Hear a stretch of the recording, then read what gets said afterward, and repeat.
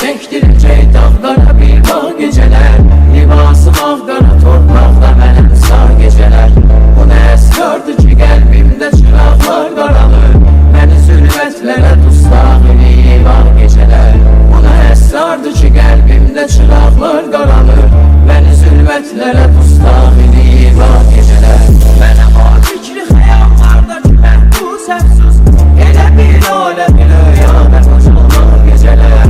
Necə karvanlara qəlb yüklədi məxsus əfsus. Güneşin şövqünə dək sülbünə qalmaq geceler. Necə karvanlara qəlb yüklədi məxsus əfsus. Güneşin şövqünə dək sülbünə qalmaq geceler.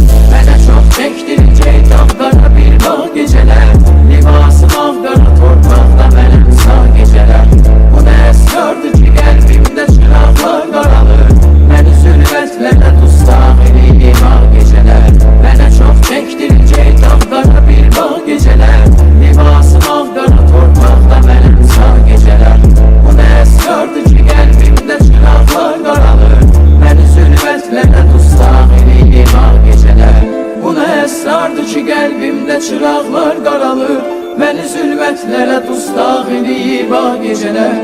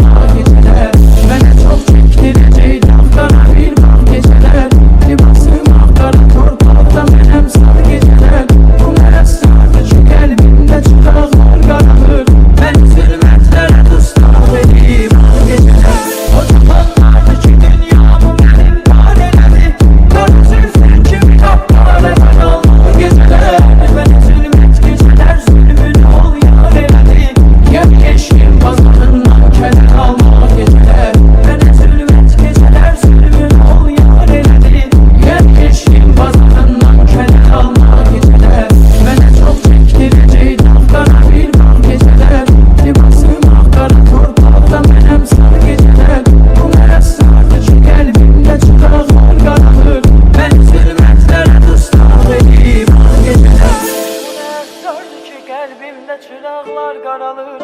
Məni zülmətlərə dustaq eləyib ağ geceler.